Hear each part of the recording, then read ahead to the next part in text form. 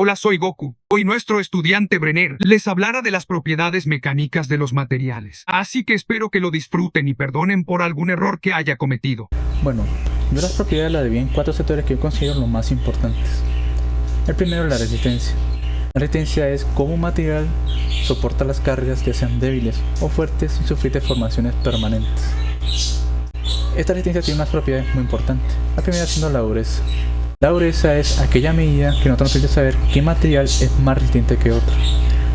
Un ejemplo de esta prueba o de medida de dureza es la dureza de Mohs, que nos permite saber de 0 hasta el 10, siendo 0 un material frágil y 10 un material resistente, saber qué material es mejor o peor para el tipo de resistencia. La resistencia también se enfrenta a muchos tipos de fuerza. La primera es la comprensión. Esta fuerza es aquella que está ejercida hacia el interior del material, esto con el fin de querer compensarlo o de querer aplastarlo. Luego tenemos la fuerza de tensión. Esta fuerza son aquellas que están ejercidas hacia el exterior del material y con el fin de querer tensionar o de fracturar el material. Luego tenemos también las fuerzas de corte. Estas fuerzas son aquellas que están en sentido contrario una a las otras, con el fin de querer dividir o cortar el material.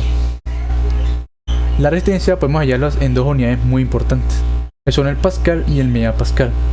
El pascal lo vamos a encontrar como newton sobre metro al cuadrado y el megapascal como newton sobre milímetro al cuadrado, aunque podemos hallar otras unidades de resistencia siempre y cuando sean una fuerza sobre un área.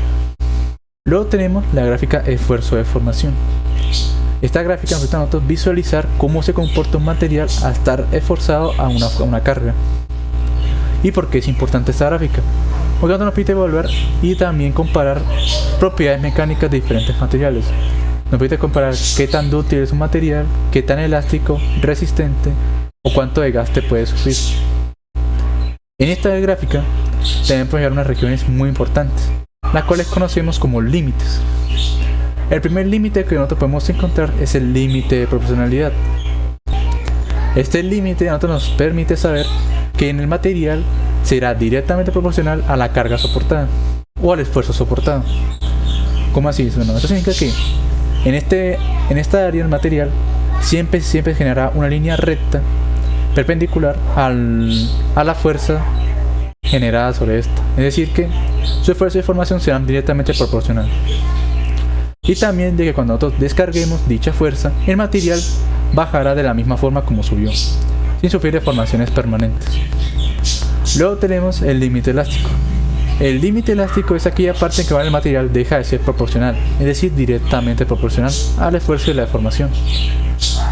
Pero en este punto el material sigue siendo elástico, es decir, que puede volver a su punto inicial sin sufrir deformaciones permanentes. Luego tenemos el límite de fluencia. En este límite de fluencia el material ya ha cambiado de elástico a plástico. Es decir que el material, aparte de ser proporcional, ya ha dejado de tener esa... ¿cómo decirlo? Ya ha dejado de ser el mismo material. Esto porque ya ha sufrido deformaciones internas permanentemente. Es decir que si el material nosotros lo volveríamos a evaluar desde cero, este cambiaría muchísimo. Ya no volvería a ser la misma material desde el inicio. Luego tenemos el límite de resistencia. Este límite nos explica a nosotros el máximo de esfuerzo que puede soportar el material sin romperse. Ya al superar este límite de resistencia, nosotros nos enfrentamos a la ruptura del material. En este punto el material ya se ha dividido o ha sufrido heridas muy grandes y que se pueden notar ya en el material. Es decir que las deformaciones internas ya han salido al exterior. Luego la gráfica de fuerza de formación, como dice, tiene dos ejes, siendo el esfuerzo tomando el eje Y. El esfuerzo también, al igual que la resistencia, toma los pascales, megapascales y gigapascales en el sistema inglés, ya que esta pues también toma una fuerza sobre una medida de área. También en el sistema inglés podemos encontrar el PSI o el Pound Square Inch, que son libras sobre pulgadas al cuadrado, o el KSI, que son kilopoints square inch, que son kilolibras sobre pulgadas al cuadrado. Y la deformación ocupando el eje X. Esta deformación toma unas medidas adimensionales. Es decir, que estas nunca tendrán una medida. Siempre serán pues 130 y así sucesivamente. Luego, como hablé anteriormente, en la gráfica de fuerza de formación hay dos límites, uno que es el elástico y otro que es el plástico. Primero hablaré del comportamiento elástico, que va desde el límite elástico hasta el límite de proporcionalidad. En ese punto, el material posee unas 5 características muy importantes. La primera es que cumple la ley de Hooke, es decir, que el material va a seguir siendo directamente proporcional al esfuerzo que tú le generes al material. También que el material sigue la ley de Poisson. En este punto, el material, dependiendo cómo se deforme, este cambiará su área y su geometría. Es decir, que si yo aplico fuerza en uno de sus ejes, el otro eje crecerá proporcionalmente. También el módulo elástico, que el módulo elástico es cómo se relaciona el esfuerzo y la deformación. Este módulo puede variar dependiendo del material y sus moléculas internas.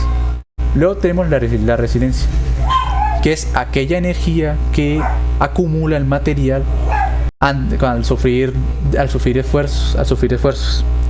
Esta energía también nos permite que el material pueda volver a su forma original sin sufrir rompimientos.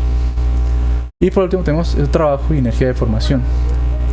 Esta energía y trabajo es una constante que tiene todos los materiales elásticos.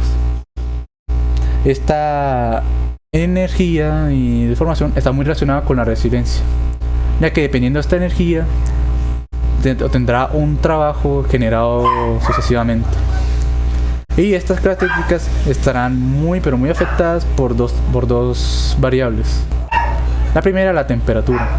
Dependiendo de la temperatura, estas propiedades se pueden ver muy afectadas, ya que puede tener menos energía, ya puede ser que su módulo elástico disminuya, o también que su deformación sea mayor o menor. Otro factor que lo afecta es el desgaste. Es decir, cuando nosotros montamos y desmontamos un material, el material va como acumulando o va como teniendo un historial de carga. Este historial lo que hace es que cuando queramos volver a evaluarlo, este historial se va acumulando. Entonces, por ejemplo, si un material podría aguantar, por ejemplo, 100 pascales de esfuerzo, pues puede que después de hacerle mucho desgaste, resista menos. Esto porque el módulo elástico o su resiliencia habrán variado. Después de haber superado el módulo del comportamiento elástico, llegaremos al comportamiento plástico. El comportamiento plástico ocurre ya desde la fluencia, la fractura y la resistencia máxima. En este punto, el material tiene unas características como la deformación permanente.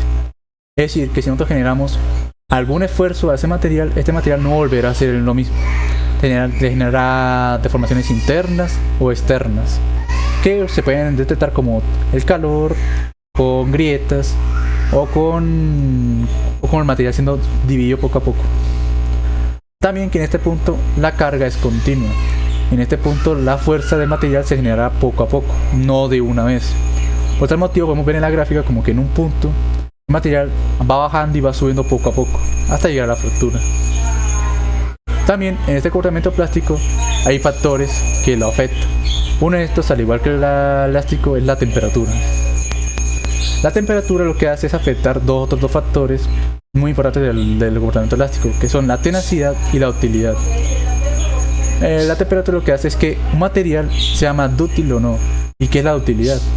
La ductilidad dice que cuánto un material puede soportar la deflexión o las fuerzas sin sufrir deformaciones permanentes o sin romperse. Y la tenacidad es la energía que tiene el material y que puede soportar antes de llegar a esa fractura. Entonces es muy importante entender que la temperatura varía y hace que estos comportamientos puedan cambiar. Y esto sería todo. Muchas gracias por ver. Si les gustó el video les agradecería con un like. También con un comentario acerca del video. Los estaré leyendo. Adiós.